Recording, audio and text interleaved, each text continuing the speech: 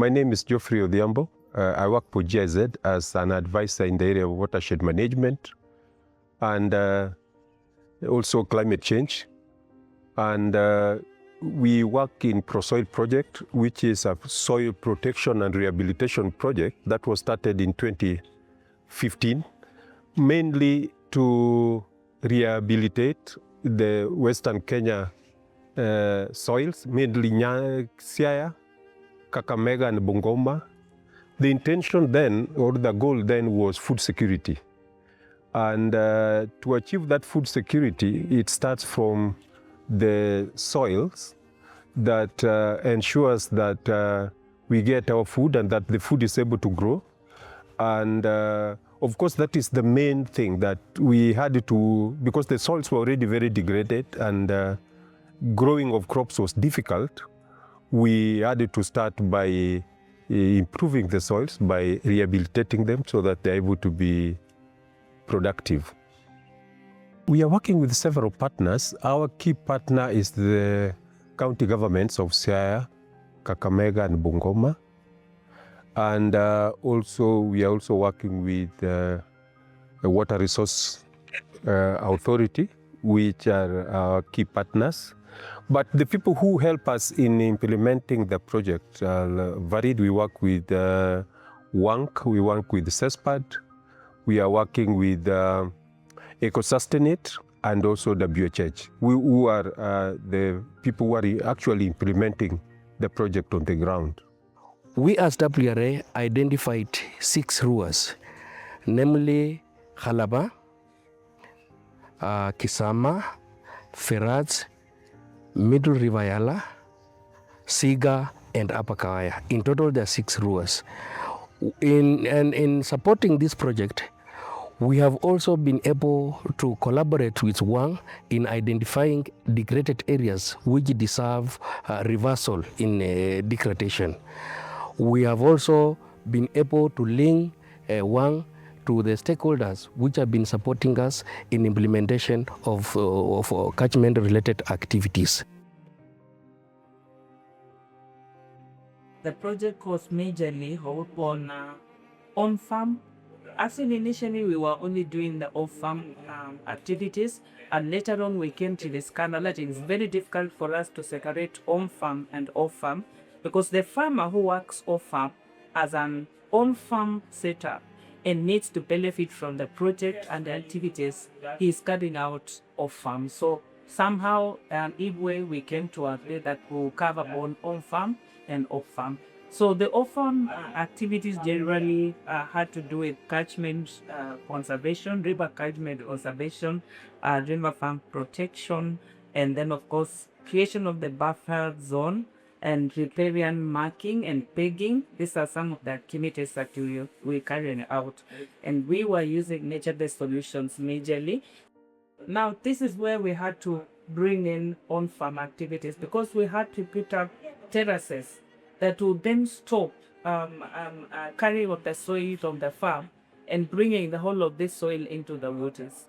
So that's why I was saying initially that it is very difficult to demarcate activities carried out to confirm on and off-farm, because they have to intertwine so that we can be able to get the best results. So we moved on to off-farm and were able to carry out terracing thanks to the county staff that have been working with us in all the 3 counties, because they are technically well placed to be able to train our farmers and even our staff on how to lay terraces, the depths of the terrace, and even for sanding the stabilization of the terraces. So we work together with the county government a lot, and together with the WRA, Water Resource Authority staff, and we were able to carry out terracing and stabilization.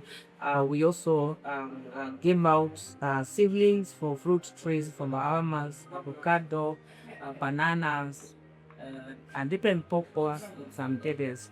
And this was really important because we are asking this farmer to move away from the catchment area, from the riparian area, from degradation of the river banks, But this is the place where they normally plant their vegetables for selling in dry season. So we must give them an alternative of what they can do up the hill or at the homestay, and that will help them away from the riparian areas. Apart from other areas we are implementing this project in Sigarua, we also identified one of the highly degraded land at the Sidondo. We commonly refer to it as Sidondo site. This is a 3.74 hectares piece of land that was highly degraded without any vegetation.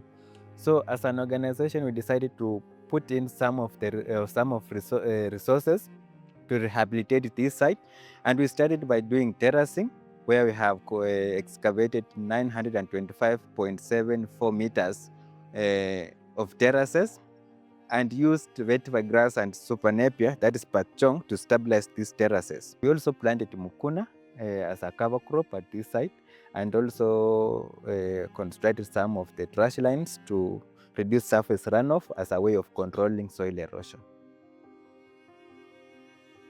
Wakati tulishikana na Wwanc, tumejaribu kuhifadhi hii sehemu.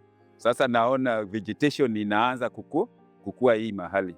Tumepanda vetiver, tukapanda hii mukuna, tukajenga mitaro hii ya kuzuia hii mmonyoko ya udongo sana.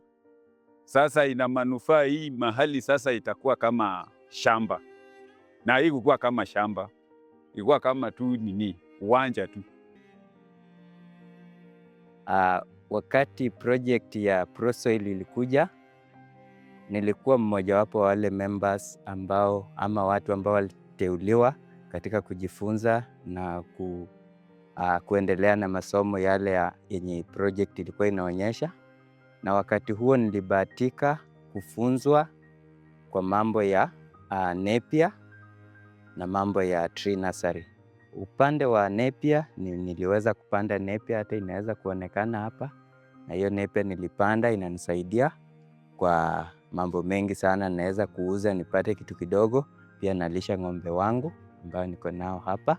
Kwa upande wa tree nursery niliweza kubahatika, nikaelewa mafunzo vizuri na nikaanzisha tree nursery yangu pale, ingawa ilikuwa kidogo, fruit seedlings. Na wakati niliuza hizo fruit seedlings, nikaweza kununua ndama, na huyo ndama saizi niko naye hapa, anaendelea kukua. Kwa hivyo mimi naweza pigia GIZ pamoja na Wwanc asante sana kwa project ambayo ilifika huku. Watu wengi wamebenefit, nikiwa mmoja wao, na kwa sasa tunaona matunda yake. Kwa hivyo tunaomba ya kwamba project kama inaweza endelea, izidi na izidi zaidi, kwa sababu matunda ni mengi.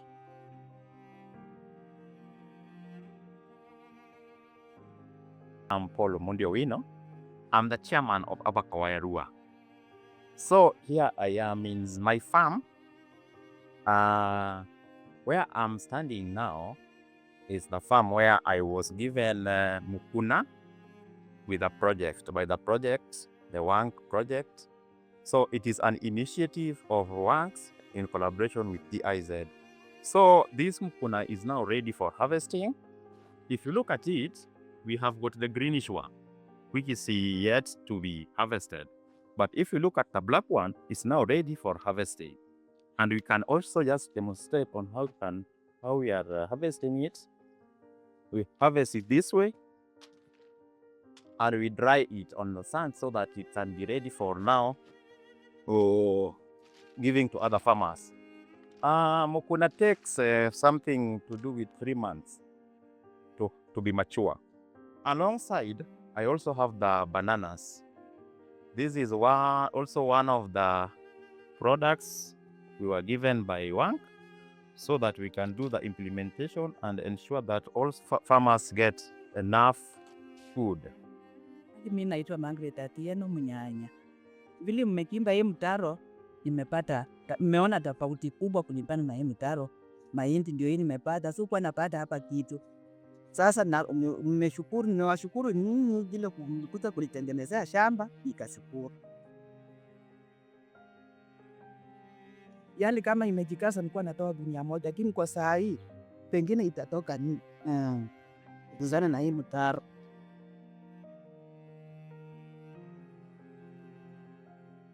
Part of the rehabilitation process, we identified a gully in Middle River Yala, where the gully is 200 meters long, 10 meters wide, and 10 meters depth. We have done construction of gabions inside the gully, where we are hoping for a gradual healing of the gully. As part of the interventions, we have also involved the community in ensuring we use nature-based solutions in controlling the erosion of the soil, whereby some terraces have been made in the farms of these farmers, and we have planted napier grass along these terraces. In other words, we have also issued indigenous trees where farmers are planting to ensure their farmlands are firm to reduce the surface runoff. We came up with citizen science, which is basically about community doing a research on their own through observation without doing laboratory analysis. And the laboratory analysis are occasionally incorporated to validate what the communities have done, to compare the two results so that we are able to see whether what the community observed is in line with what the science is saying, like the analysis is saying. And this helps community to make their own decisions in their land, whether what they are doing is still negatively impacting or has improved. And if there is any other place that they are able to observe that things are not working, then they can be able to, among themselves, to decide on technologies to employ to stop that and continue to enriching. So it's about empowering the community. It's about helping the community to have information within themselves or within the community, and that they should be able with that information to make decisions that help them as a community. From the past, research has actually been confined within laboratories, but through Prosoil project, we have been able to decentralize research from the laboratories to communities through citizen science. So other than just waiting for the VRA staff to come and sample water, take to the lab, analyze, and maybe after months get results, which may not come back to the community from where the samples were made, we were able now to train our communities in all the counties, the 3 counties we are working in. We have a set of well-trained community members that are versed in the conversant with the citizen science. So we have youths, women, and men who came together. We had at least around 10 members in each of the ruas that we are working with. And these were 6 ruas that we are working with within the 3 counties. So each rua has a group that have been trained to carry out citizen science. They can be able to monitor water quality, monitor water quantity, and be able to give results to WRA. And WRA can compare the results given by the citizen scientists and the results that have come from the laboratory and see the nexus between the two, and now be able to advise the government on the trend of degradation of water from the 2 results. And looking at the 2 sets of results that we have had, it is very evident that citizen science informs the direction of the trend of the actual data that comes from the laboratory. When the community does the monthly water quality or water quantity monitoring by use of simple aspects, citizen science does not involve use of technology or equipment. So what we normally train the community is to do simple analysis, like observing. Are they able to observe the color and relate what does it mean in terms of water quality? If it is the level rising, are they able on their own to do the water level monitoring, like maybe using marks on bridges or trees and many more, observing, seeing, and also feeling. So that is what the community normally do. On the other part, the same citizen science, we normally beef it up with scientific aspects. So we normally come with our equipment, do our analysis on a quarterly basis, once a quarter, and relate whatever parameters we are collecting vis-a-vis what the community are also collecting, and see whether they have a relation. Water quality has a number of parameters, more than 50. So we have narrowed down to those that are relevant to the project objectives. One is turbidity. Turbidity, are they able to visualize how clear or murky the water is?